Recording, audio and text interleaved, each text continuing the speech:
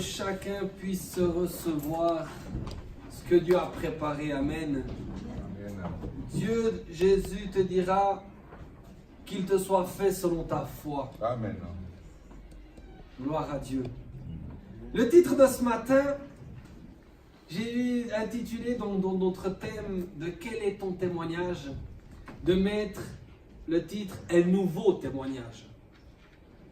Il est vrai que nous pouvons déjà être accompagnés de plusieurs témoignages, mais est-ce que c'est le bon témoignage? Est-ce que c'est le témoignage que Dieu avait déjà préparé d'avance pour nous? Amen. Et on va essayer de se positionner, chacun va essayer de se positionner et peut-être repartir de là ce matin avec un nouveau témoignage, avec un nouvel objectif. Nous allons commencer notre lecture. Il me semblait que c'était dans 2 Corinthiens 5 au verset 17. Dès que nous avons trouvé, nous pouvons nous lever pour honorer la parole de Dieu.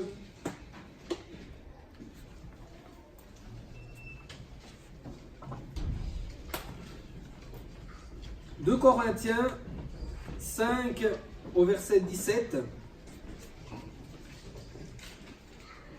Il est écrit: si quelqu'un est en Christ, il est une nouvelle créature. Les choses anciennes sont passées, voici toutes choses sont devenues nouvelles. Amen. Amen. Pour prendre place, merci. Qui est en Christ? Amen. Amen. Amen. Nous avons ici une condition. Il y a un si. Si quelqu'un est en Christ.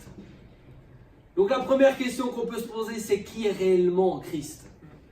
Qui est en Christ? Qui est convaincu d'être en Christ? Amen. Ton témoignage doit être clair là-dessus. Ton témoignage doit être clair là-dessus. Est-ce que tu es en Christ? Comme je le dis, il y a une condition pour être une nouvelle créature. Pour être une nouvelle créature, il faut être en Christ. Amen. C'est une des conditions qu'il y a là. Maintenant, le tout étant de savoir qu'est-ce que ça implique d'être une nouvelle créature. Parce que souvent, quand nous venons à Christ, on a des fois cette fausse idée que c'est une nouvelle page dans notre vie. Amen. Amen. C'est comme des fois quand on change d'année. Ou comme on a entendu, la sœur Adelta a fêté son anniversaire. Ah, maintenant j'écris une nouvelle page de ma vie. Et souvent, c'est ce que les gens pensent quand on vient à Christ, que c'est une nouvelle page qui se réécrit. Il y a des choses comme par exemple, les personnes du monde ont fait des vœux pour cette année 2019. Il y a des choses que les gens n'ont pas envie de revivre. Des choses qui se sont produites l'année passée, que tu dis non, tout sauf ça. Mais il y a des choses que tu veux qu'il y ait leur continuité. Il y a des choses qui vont continuer. Amen. Amen. Mais la vérité, c'est que ce n'est pas une nouvelle page qui serait écrite quand on vient à Christ. C'est carrément le livre qui est changé. Amen. Amen. Amen. Parce que le simple fait de dire que c'est une nouvelle page, l'auteur reste le même. Amen. Amen. L'auteur de ce livre demeure le même. Par contre, si tu reprends un nouveau livre, l'auteur peut aussi changer. Mais maintenant, comment avons-nous vécu?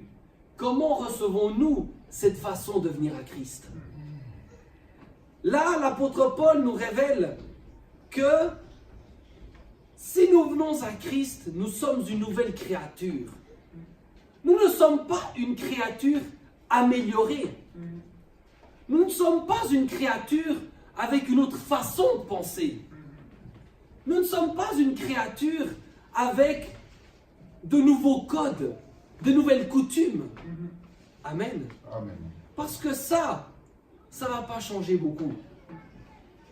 Ça, c'est ce qui des fois fait de notre témoignage un témoignage flat, sans goût, et que le monde n'est même pas capable de reconnaître comme témoignage. Et ils vont plutôt mettre ça sous « il a mûri ». Ah, il a gagné en sagesse. Il était complètement fou, maintenant il est un peu plus sage. Il a mûri, ça lui a fait du bien de prendre de l'âge. Amen. Et c'est le témoignage du monde. Au lieu de voir une personne radicalement changée. On a eu comme exemple Judas. Judas, est-ce qu'il a été finalement présent avec les autres? Quand Jésus a multiplié le pain, il était là. Quand ils étaient dans la barque, il était là. Mais pourquoi est-il tombé? Pourquoi est-il tombé? Il avait, je pense, une façon de marcher avant de rencontrer ce Jésus. Il y a, je pense, des attitudes en lui qui ont changé. Mais sa nature n'a pas changé. Sa nature n'a pas changé. Et là, quand Paul nous dit, pour ceux qui sont en Christ, ils sont devenus une nouvelle créature. La chose la plus importante dans cette nouvelle créature, c'est qui est le maître de cette nouvelle créature.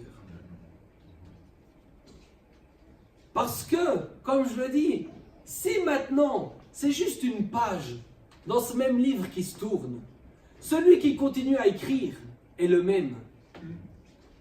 Et quand nous sommes dans le monde, c'est le maître des ténèbres qui règne. En Judas, c'est celui-là qui a demeuré comme maître. En Judas, c'est celui qui est resté prédominant dans sa vie. C'est le diable. Mais dans les autres, dans les 11 autres, ils ont aussi voulu changer de maître. Mais maintenant, quelle est notre façon à nous de voir cette nouvelle créature? Est-ce qu'il y a des choses auxquelles nous voulons rester attachés? Ou est-ce que nous sommes réellement conscients de ce que ça implique une nouvelle créature?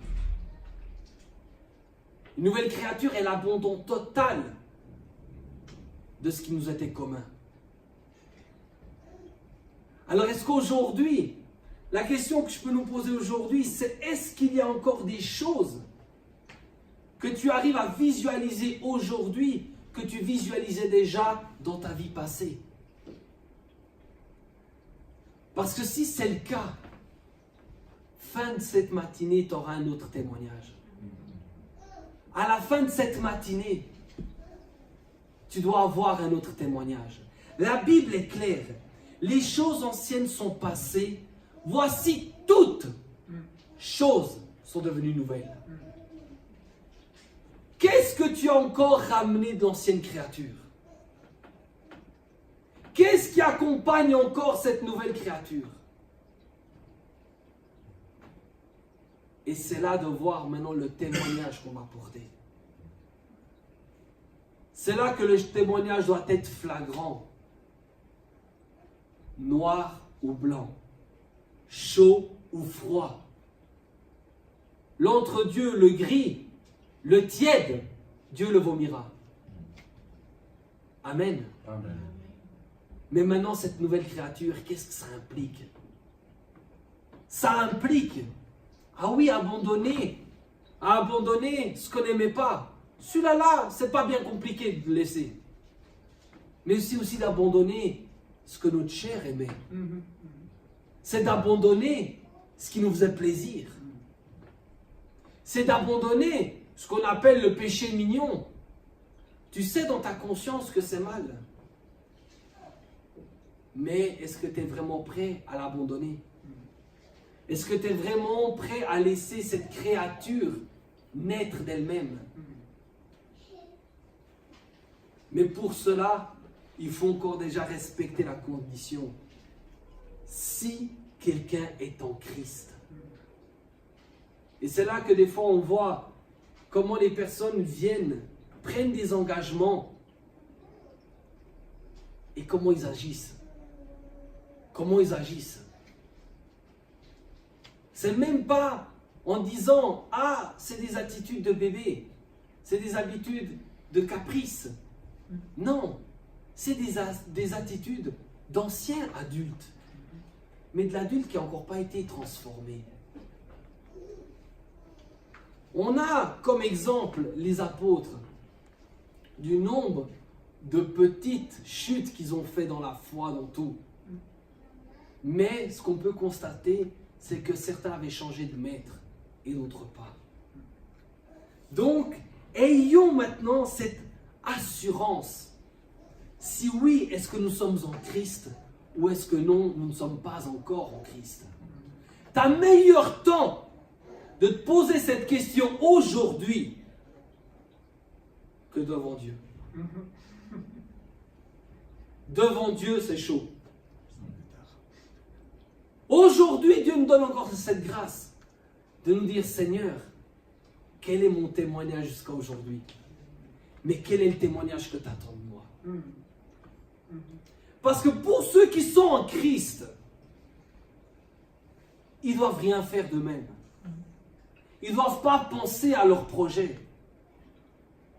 Parce que déjà quelqu'un a pensé pour eux. Quelqu'un a déjà prévu des choses pour eux. Mais est-ce que nous sommes tout le temps sans cesse en train de faire nos futurs projets? De nous tuer à vouloir à l'accomplissement de ces projets? Ou est-ce que nous voulons nous rattacher et aller chercher vers qui les a déjà préparés? Prenons Jérémie 29. Tout le monde connaît le verset. Amen. Mais ton âme en a besoin ce matin encore peut-être. Jérémie 29 au verset 11. C'est l'Éternel. Jérémie 29.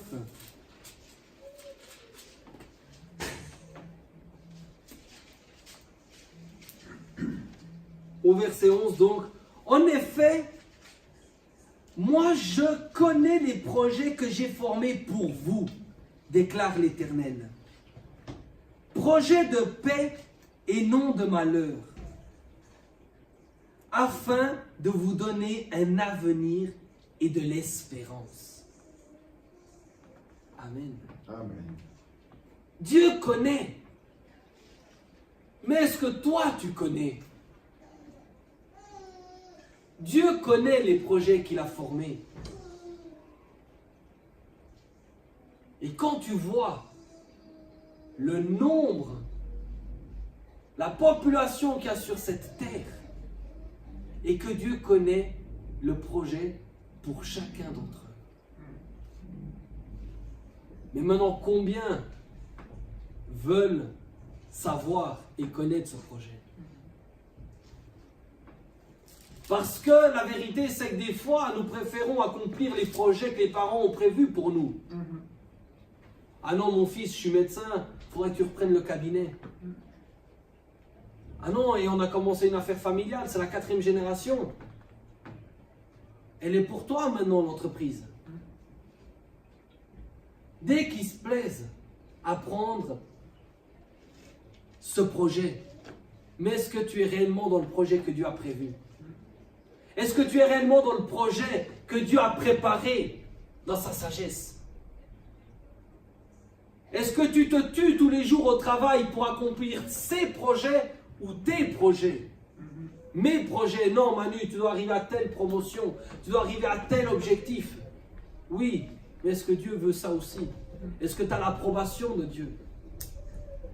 Non, je dois me marier à telle date. Non, le 12 du 12 2012, ça va être la date clé. C'est là ou plus jamais. Oui, mais est-ce que c'est le calendrier de Dieu? Est-ce que c'est le calendrier de Dieu? Est-ce que c'est le projet de Dieu?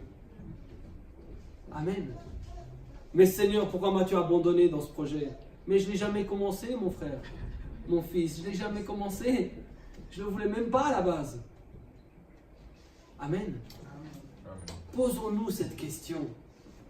Posons-nous cette question. Questionnons Dieu. Dieu, mais qu'est-ce que tu as prévu? Qu'est-ce que c'est que ce projet que tu dis qui est un projet de bonheur? Moi, je regarde tous les matins, ça m'embête d'aller au travail. Tous les matins, ça m'ennuie. C'est pas ça le bonheur. Mais toi, tu te dis que tu as formé un projet de bonheur et non de malheur.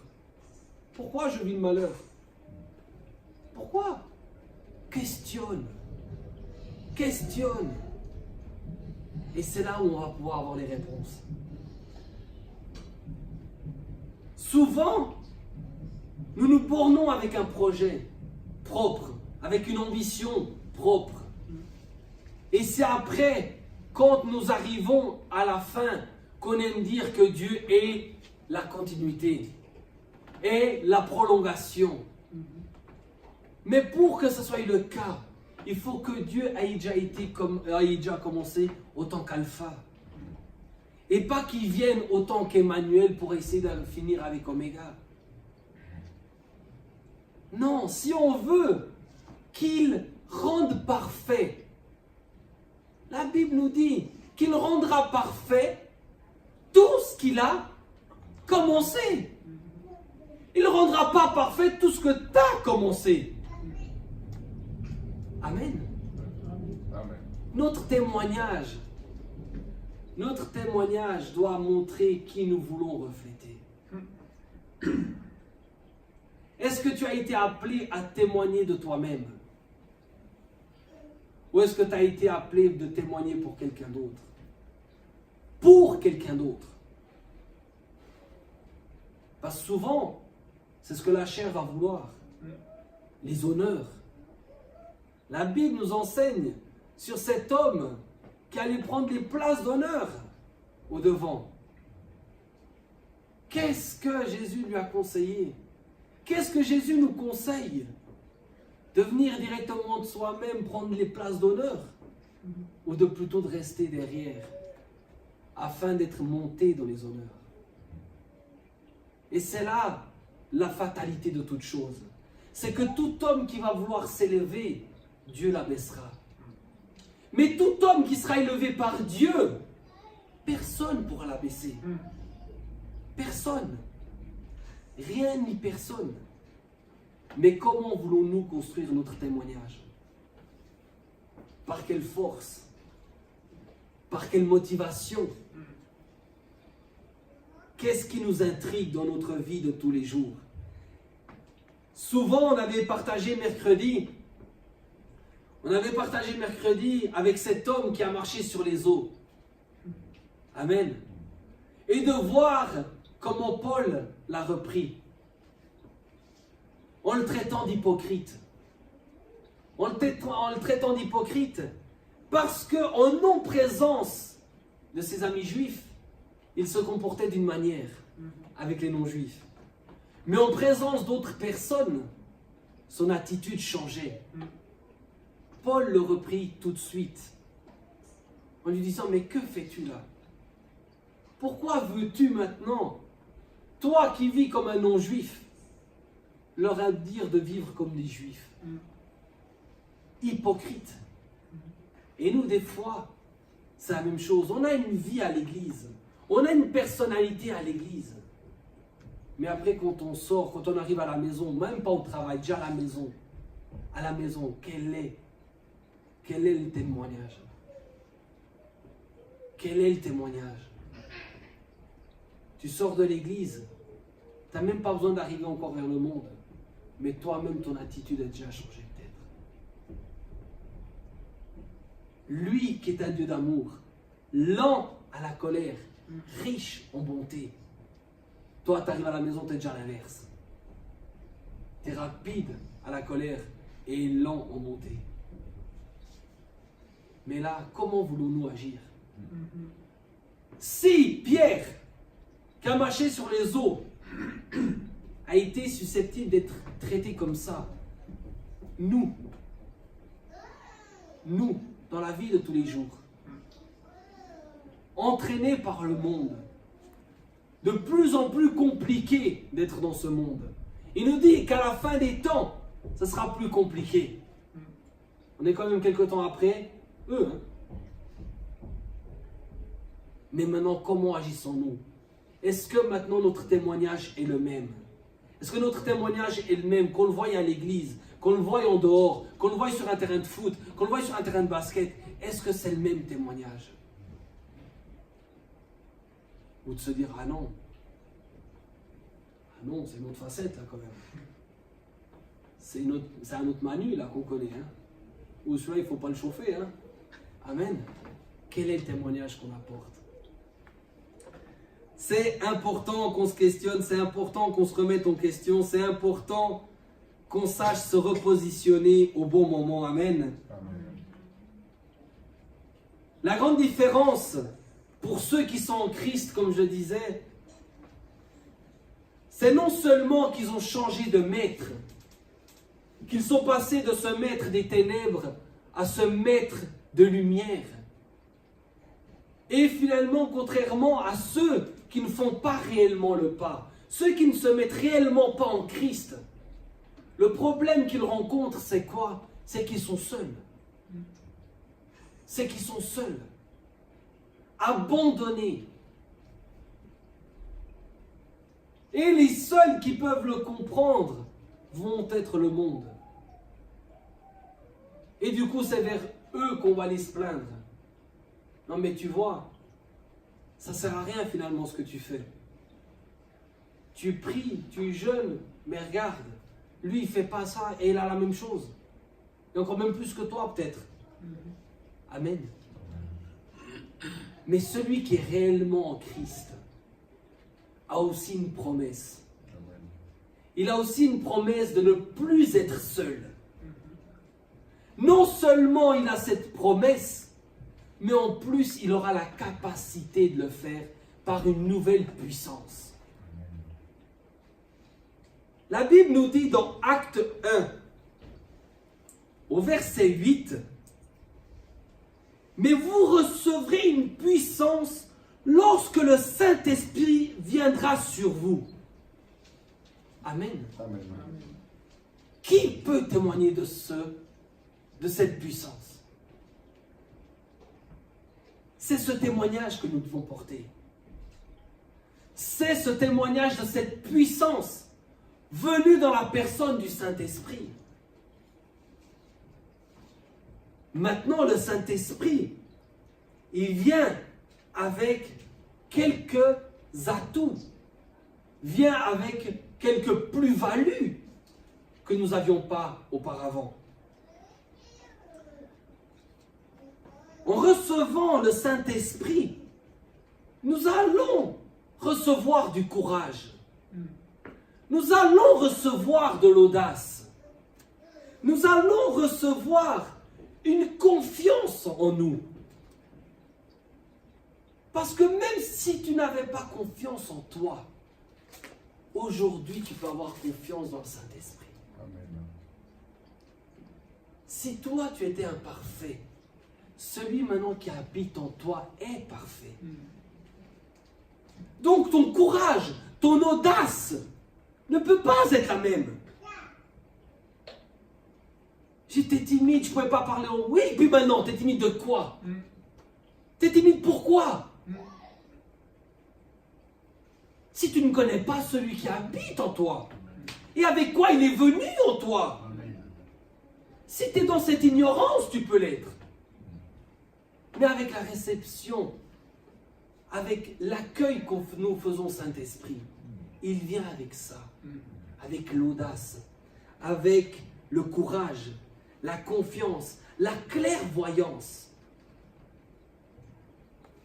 Et surtout, avec une autorité. L'autorité. L'autorité de Christ. Cette autorité où les démons ne peuvent pas tenir. Cette autorité que finalement l'adversité ne peut pas tenir. Tu portes le nom que devant lui, tout genou fléchit. Notre témoignage de ce nom. Notre témoignage de ce nom.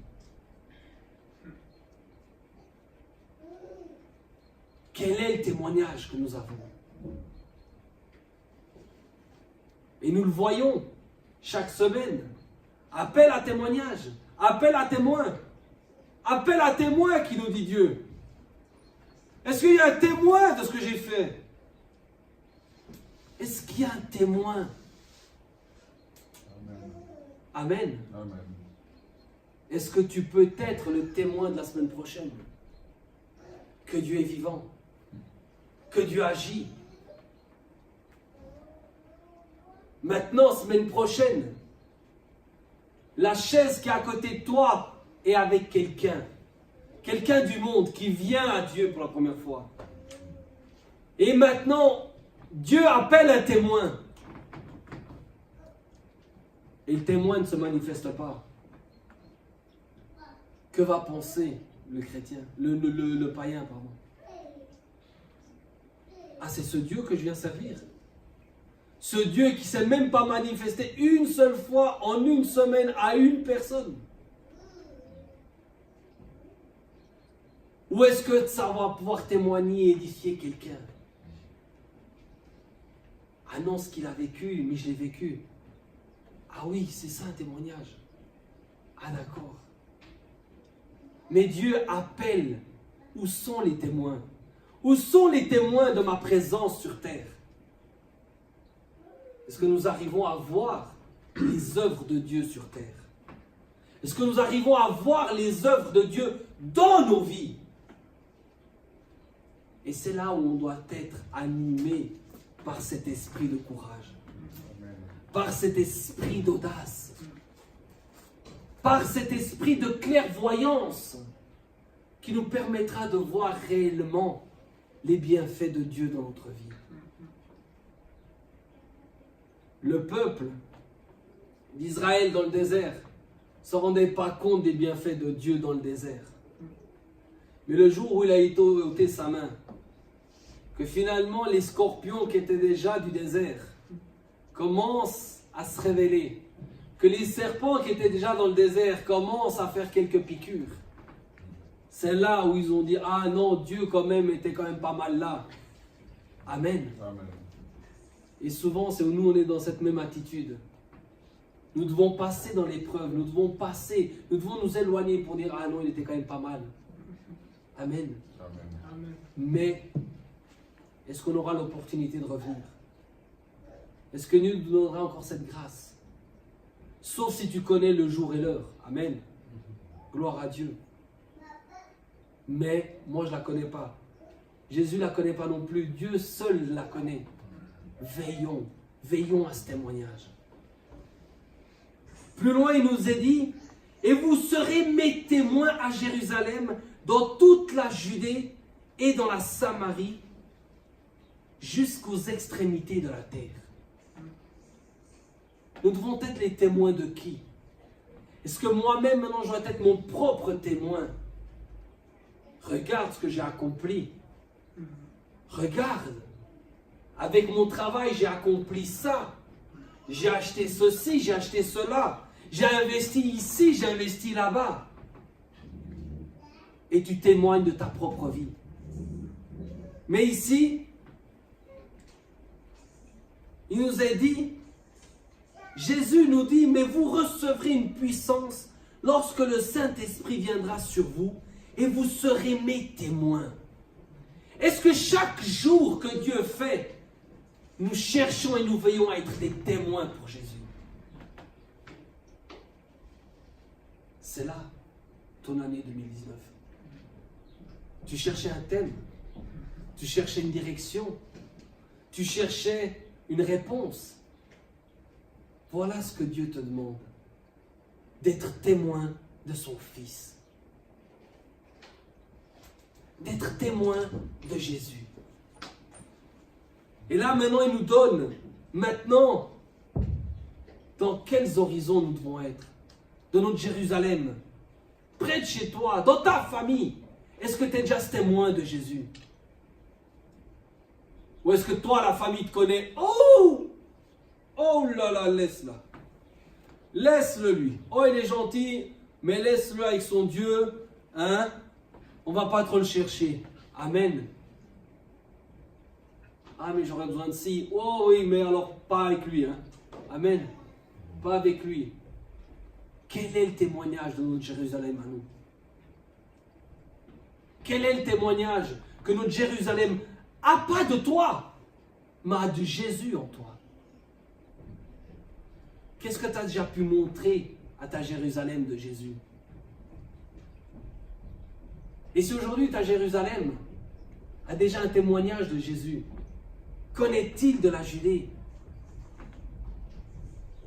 Connaît-il de ton travail? Connaît-il de tes amis? Amen. Amen. Et c'est ce témoignage que nous devons apporter. C'est ce témoignage que nous devons apporter en 2019. Quel est le témoignage que nous voulons apporter à Chaux-de-Fonds? Quel est ce témoignage? Ah non, ils sont ordrés, ils sont dreux, ils sont carrés, garde, ils respectent, ils payent le loyer quand il faut, ils sont respectueux. Non. Où est-ce que tu veux témoigner Jésus? Est-ce que tu veux témoigner son amour? Est-ce que tu veux témoigner ses miracles? Est-ce que tu veux témoigner de ce qu'il est encore capable de faire aujourd'hui? Amen. Amen. Amen. Où est-ce qu'on veut se témoigner soi-même? C'est à l'église Arc qu'il est bon d'être. Et laisse-moi te dire que si tu n'es pas dans Arc, tu n'es pas dans la bonne. Amen. On m'a dit, je vais aller dans une église, parce que je ne suis pas là-bas, je ne suis pas dans la bonne. Je fais, oh, bien. Amen. Il est là le Saint-Esprit, lui, quand même. Amen. On doit avoir cette clairvoyance. Prenons 1 Corinthiens 6.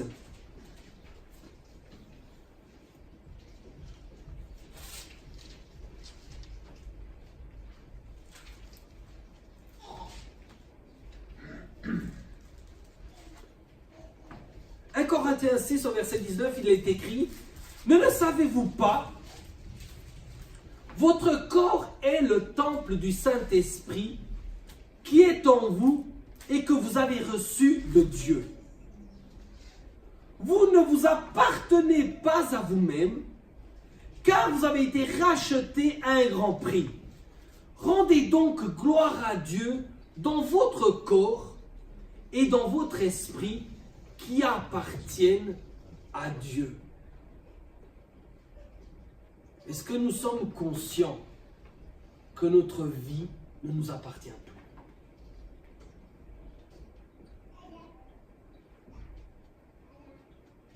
Avant, le monde se considère autant que propriétaire. C'est l'esprit du monde. L'esprit du monde te dit que tu es propriétaire. L'esprit du monde te dit que c'est ton argent, c'est ta maison, c'est ta voiture, c'est ta vie. C'est ma vie. Amen. Amen. C'est ta vie, tu décides. C'est toi qui décides. Si j'ai envie de faire ceci ou cela, c'est ma vie. C'est moi qui décide. Ça, c'est l'esprit du monde. L'esprit du monde veut tout s'approprier. L'État veut s'approprier tout. Tu presses le peuple, oui, bah oui, c'est à nous. C'est nous le souverain. C'est nous qui sommes souverains. Tu donnes, tu payes ton impôt, tu fais ce que tu veux, tu payes les taxes. Mais elle n'existait pas, mais maintenant elle existe, tu payes. On s'approprie de tout. Par contre, quand nous venons à Dieu, il n'y a plus rien qui nous appartient. Parce que notre propre vie ne nous appartient même plus. Notre propre vie appartient maintenant à Dieu. Ce que nous devenons maintenant, c'est plus des propriétaires, c'est des gestionnaires. C'est des gestionnaires. Les gens dans le monde ne réalisent pas qu'ils sont locataires de ce corps. Ils pensent que ce corps est à eux. Nous pensions la même chose. Je fais des X dans mon corps, je perds, je fais X. C'est mon corps. Je fais ce que je veux de mon corps. Oui. Mais tu es locataire de ce corps. À un moment donné, que tu veuilles pas, tu le quittes. À un moment donné, ce corps reste. Toi, tu vas quelque part. Amen. C'est pas ton corps qui dit que c'est ton corps. Non, c'est toi qui habites dedans qui dit que ce corps t'appartient. Mais tu es incapable de le saisir. Tu es incapable de prendre soin de lui. Tu es incapable de lui donner ce qui lui est bon. On nous dit qu'on est dans une tente. Mais quelqu'un est en train de construire un édifice. Amen. Amen. Mais le monde a cet esprit de la propriété. Ça m'appartient. C'est mon argent. Donner une offrande, donner une dîme, c'est mon argent. J'ai mes factures. Ah oui. Mais est-ce que tu es propriétaire ou est-ce que tu es gestionnaire? Et si tu es gestionnaire, est-ce que tu gères selon Dieu ou selon toi? Nous sommes gestionnaires, mais comment gérons-nous la chose? Comment gérons-nous l'argent? Comment gérons-nous notre vie? Comment gérons-nous notre emploi du temps? Amen. Amen. Comment sommes-nous là-dedans? Le témoignage de demain, c'est tes actes d'aujourd'hui. Tu veux un témoignage demain? Regarde tes actes d'aujourd'hui. Comment voulons-nous avancer? Pour qui voulons-nous avancer?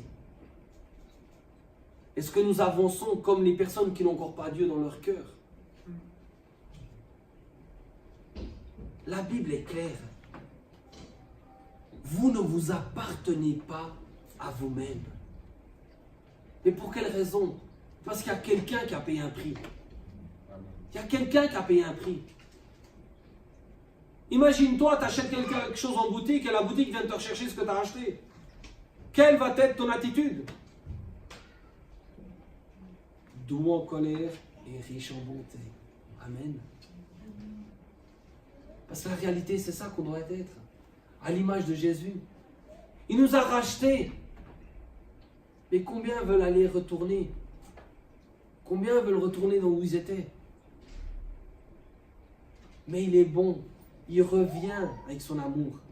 Il revient nous chercher. Il vient nous prendre par la main.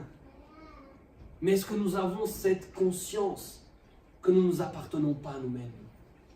Que tout ce qui nous appartient est de Dieu. Que tout ce que nous devons rendre témoignage est à Jésus. Posons-nous chaque jour. On avait partagé mercredi. Qu'est-ce que le disciple devait faire?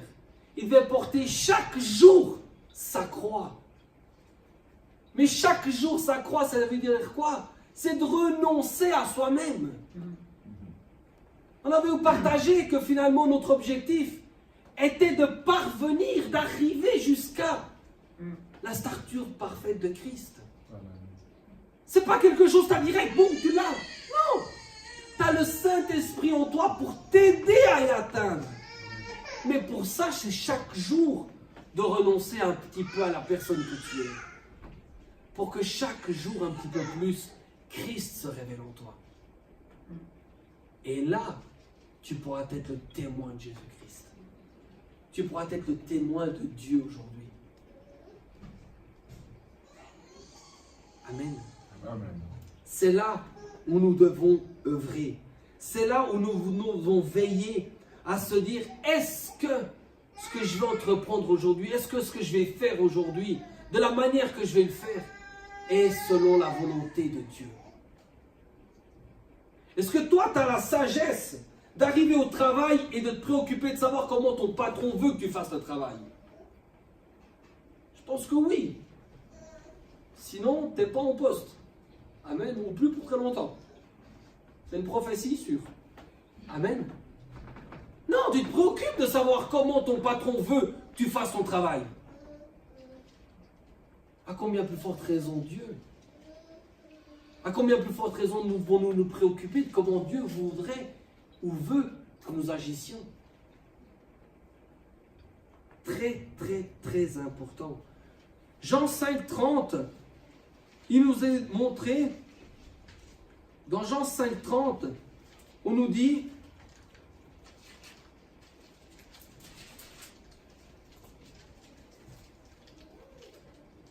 ou plutôt Jésus nous révèle, je ne peux rien faire de moi-même.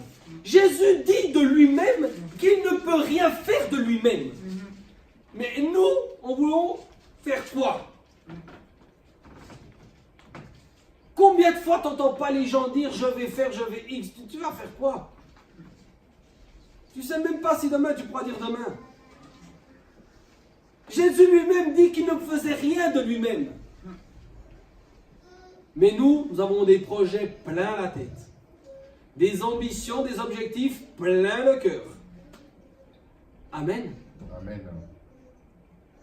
Mais est-ce que ceux-là sont ceux de Dieu? Est-ce que c'est ce que Dieu a prophétisé sur toi et sur moi? Est-ce que c'est ces projets de bonheur et non de malheur que Dieu a préparés d'avance?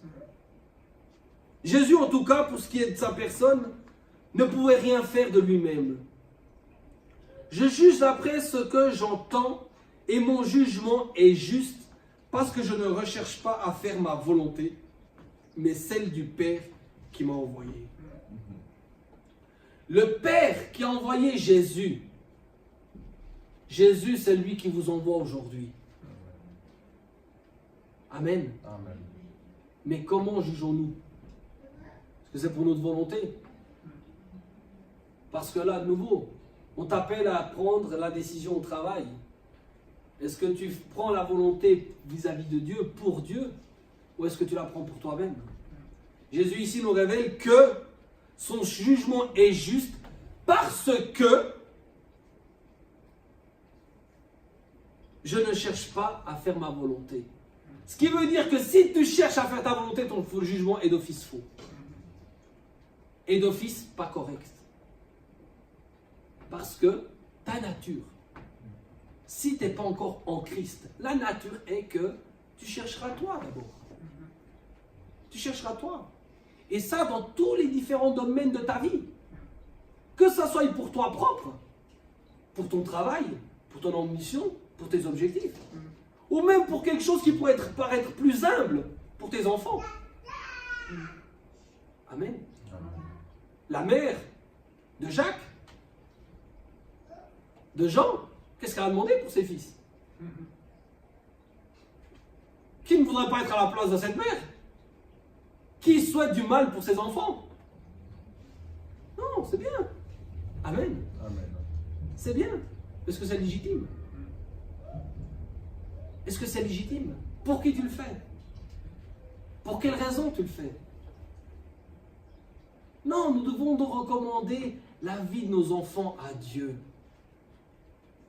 Parce qu'effectivement, Dieu, s'il les a permis de venir au monde, c'est qu'il a aussi, lui, un projet pour eux. Alors, est-ce que nous voulons inculquer à nos enfants le projet que tu t'es formé pour toi, que tu n'as pas réussi peut-être des fois à réaliser, et c'est lui qui va le faire? Est-ce qu'il va continuer, comme on le disait avant, la continuité de toi? Ou est-ce que non, tu veux que ce soit le projet de Dieu qui s'accomplisse dans sa vie? Et tu demandes plutôt la sagesse et l'intelligence à Dieu de te révéler ce qu'il a prévu pour cet enfant. Pour son enfant. Pour son enfant qu'il nous a confié. Pour son éducation. Qu'il nous a dit, enseignez vos enfants. Enseignez. C'est triste de voir des fois les parents qui perdent leurs enfants. Là, dernièrement, j'ai dû faire une facture pour un enfant de 2 mois. Le beau-père qui est jardinier a dû faire une tombe pour un enfant de 2 mois. Je lui ai même dit, tu ne veux pas offrir ça? Non, elle veut payer, c'est oui. Voilà. Elle veut. Mais de nouveau, la question que je me pose, c'est de dire, oui, mais cet enfant était à qui? Si Dieu t'a donné un enfant, et qu'il t'a dit de comment l'éduquer, de comment faire, et que tu ne le fais pas, est-ce qu'il n'est pas dans le droit de Dieu de le reprendre? Amen. Non. Il est souverain. Il donne, il reprend.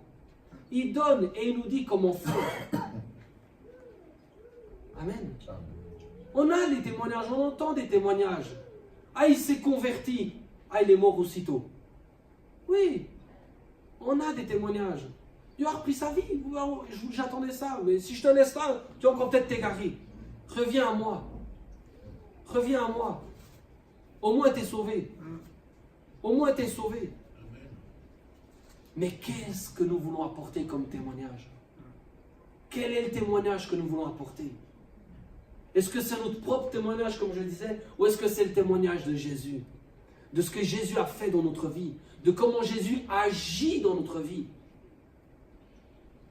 De mettre en place ce que Dieu avait préparé d'avance, pour que nous puissions être réellement ses témoins, de dire non, Dieu a dit qu'il avait préparé des projets de bonheur. Regarde, je te donne mon témoignage. Regarde à quel point la parole de Dieu est véritable. Elle est vraie. Je peux en être son témoin. Je peux être le témoin de Dieu que sa parole est vraie.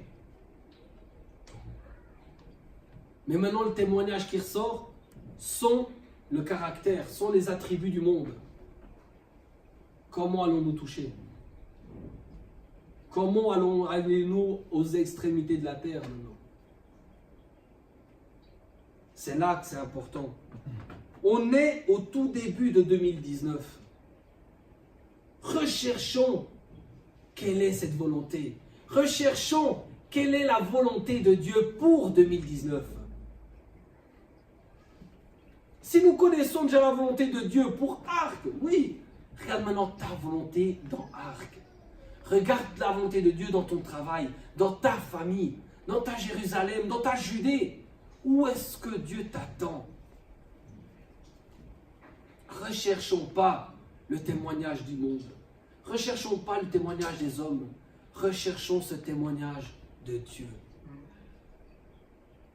Nous préoccupons-nous de donner au monde le témoignage de Dieu. C'est ça le plus important. Dieu a des discussions là-haut. La Bible nous révèle sur l'histoire de Job que finalement le diable est venu auprès de lui. Et c'est Dieu qui a interpellé le diable. « Hey, t'as vu mon serviteur? Comment il est bon? Comment il est loyal? » Amen. Et là de nouveau, qui était dans l'erreur? Est-ce que c'est Dieu qui était dans l'erreur sur son serviteur ou est-ce que c'était le diable? Si nous allons à la fin de son histoire, on voit comment Dieu l'a béni. Amen. C'est pas grave le témoignage que le monde pourra avoir de toi. Ce qui est important, c'est le témoignage que Dieu va avoir de toi. Amen. Amen. Nous pouvons arriver à ce stade. Si nous arrivons à faire cela, nous pourrons ne pas nous écarter de notre objectif. Jésus est venu sur terre avec un objectif très clair. Il était très clair en vue de son objectif. Ce qu'il était persuadé et convaincu, c'est qu'il ne venait pas accomplir sa volonté. Amen. Amen. Prenons Marc 12. Marc 12 au verset 9. Je ne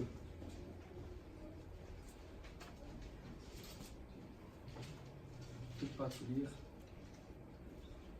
Marc 12 au verset 9, il est écrit: Jésus partit de là et entra dans la synagogue.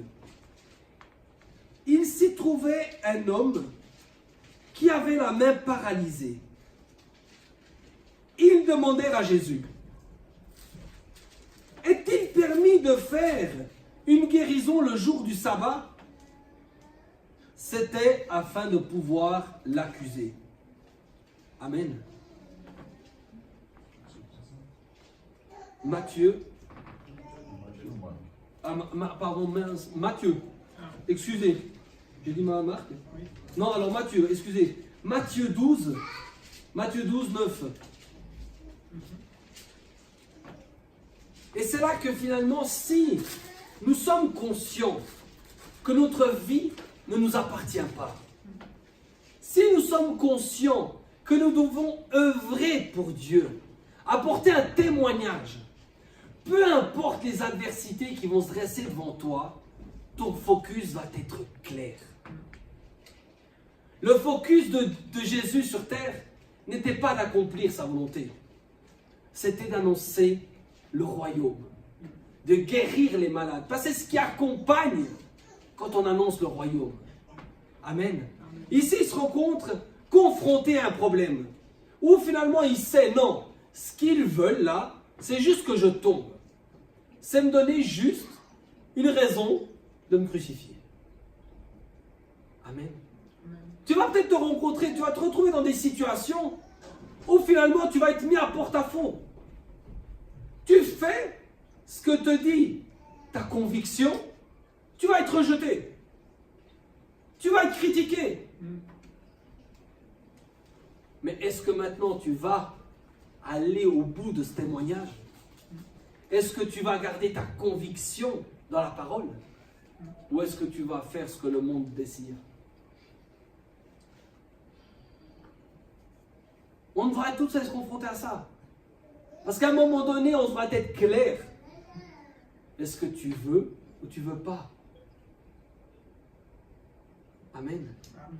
Et là, on nous dit qu'ils ont voulu éprouver Jésus. Donc, ils demandèrent à Jésus, est-il permis de faire une guérison le jour du sabbat? Pour l'homme, il était évident que non. Mais pour Dieu, connaît-il? Il voulait juste voir qu'effectivement, non. La loi que Moïse nous a donnée, il ne la suit pas, lui. Mais qu'est-ce qui est le plus important, de suivre la loi qu'on t'a donnée ou l'instruction que Dieu t'a donnée? Et c'est là où finalement, malgré tout ce qu'on va pouvoir avoir contre, nous allons garder notre objectif, notre ligne. Et ça peut être sournois. Ça peut être que tu ne te rends même pas compte que c'est un piège que le diable est en train de te dresser là-devant. Toi, on t'a juste laissé, t'as juste trouvé un porte-monnaie. T'as juste trouvé un porte-monnaie, toi. Avec à l'intérieur ce qu'il te faut peut-être pour finir ton mois. Quel est le témoignage? Quel est le témoignage? Je suis allé ramener le porte-monnaie à la police. Il y avait 10 000 francs. J'ai tout laissé. T'as une autre version, je suis allé amener le porte-monnaie à la police et les documents y étaient. Amen. Ah, mais Dieu m'a béni. Hein. T'as pas idée de ce que Dieu m'a béni. J'étais en prière et en jeûne. Je savais pas comment payer. Oh, Dieu répond tant de manières. Là, il a répondu d'une manière vraiment inextrémiste. Amen. Ça peut être sournois. Ça peut être sournois. Amen. Amen. Si c'est vraiment ce témoignage que tu veux, t'appelles la personne du porte-monnaie. Oh, j'étais en jeûne et prière, vous savez, c'est votre porte-monnaie que j'ai trouvé. Mais oui, c'était pour vous, monsieur. Gardez l'argent. Donnez-moi juste les documents. Là, tu peux témoigner. Amen. Mais où est-ce que nous voulons aller? Jusqu'où voulons-nous aller dans notre conviction? Jusqu'où voulons-nous aller dans notre témoignage? Ça peut être sournois. Mais on ne se rend pas compte. On ne se rend pas compte. Matthieu, pas Marc, Matthieu 20 au verset 20. Je vais gentiment abréger. Encore deux autres versets, mais...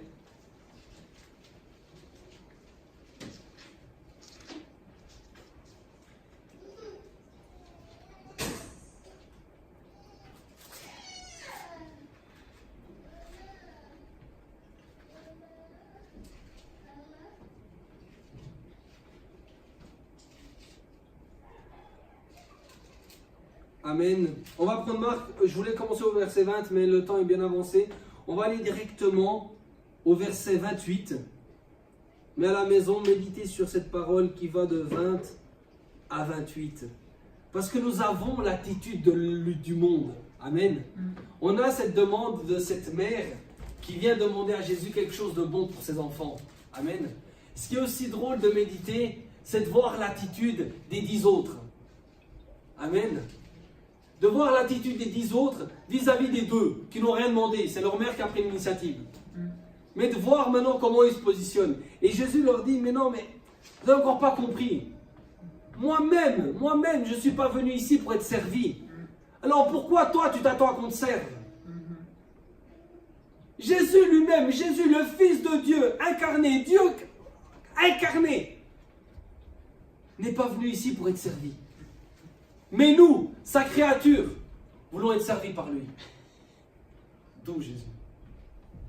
Là, il nous rappelle, au verset 28, « C'est ainsi que le Fils de l'homme est venu, non pour être servi, mais pour servir et donner sa vie en rançon pour beaucoup. » Amen. Amen.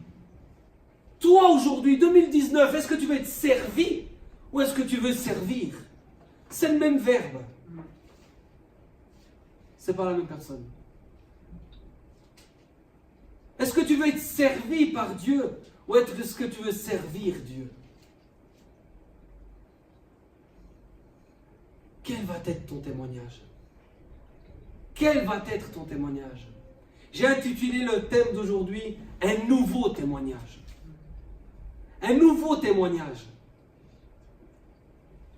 Dieu nous donne encore l'opportunité d'avoir un nouveau témoignage. 2019 doit être un nouveau témoignage. Et il nous dit que si, ou plutôt il nous dit les conditions qu'il y a à respecter si vous voulez être grand. Tu veux être grand? Ok, serre un petit peu. Tu sers, déjà le simple fait de servir, tu vas être grand. Tu veux être très grand? Sois esclave. Et le jour où tu seras esclave, tu seras non seulement très très grand pour Dieu, mais tu seras énorme pour l'homme. Tu seras énorme pour l'homme. Parce que finalement, c'est tous ces hommes qui vont pouvoir venir témoigner de Jésus en toi. J'ai vu Christ en lui. Regarde comment il a agi. Regarde comment il a travaillé. Non. Cette personne aujourd'hui comme ça, c'est clair que Dieu existe. C'est clair que Dieu existe. Parce que j'ai connu le Manu d'avant. Le Manu d'aujourd'hui est différent. Dieu est obligé d'exister. Le Sylvain, mais tu aurais dû voir comment je l'ai connu, lui. Il était dans le X, dans le Y, dans le Z. Mais aujourd'hui, il est dans ABC. Il est dans la Bible aujourd'hui. Il a un autre témoignage. Dieu existe. Jésus lui a dit, si vous ne croyez pas par moi, croyez au moins à cause de mes œuvres. Les œuvres ont témoignage de moi. Crois-moi pas, mais crois au moins les œuvres que Dieu fait à travers moi. Tu ne crois pas en Dieu, certes, mais regarde ce que Dieu a fait à travers moi. Que ça puisse être notre témoignage 2019. Que ça puisse être ce témoignage. Que la seule chose qu'on puisse avoir, c'est des personnes qui viennent témoigner. Témoigner Dieu. On ne te demande pas, Dieu ne te demande pas de dire qu'est-ce que tu as fait, comment il a fait. Il te demande juste de dire qu'est-ce que Dieu t'a fait. Amen. Demeurons dans ce thème. Cherchons notre témoignage. La Bible nous dit, j'ai encore deux autres versets, mais la Bible nous dit que Jésus se mettait à l'écart le matin pour aller chercher des réponses, pour aller chercher qu'est-ce que Dieu attendait de lui pour cette journée-là. Est-ce que nous avons cette même attitude? Seigneur, montre-nous. Dis-nous, qu'est-ce que tu veux que j'accomplisse aujourd'hui pour toi? Me voilà à ton service. Me voilà à ton service. Amen. Nous allons nous lever, nous allons incliner nos têtes dans la prière. Demandons, posons-nous réellement cette question à Dieu, à nous-mêmes, ce témoignage. Le témoignage que nous avons. Quel est le témoignage que nous voulons avoir? S'il plaît à Dieu, fin 2019. Quel est le témoignage? Nous sommes dans la prière.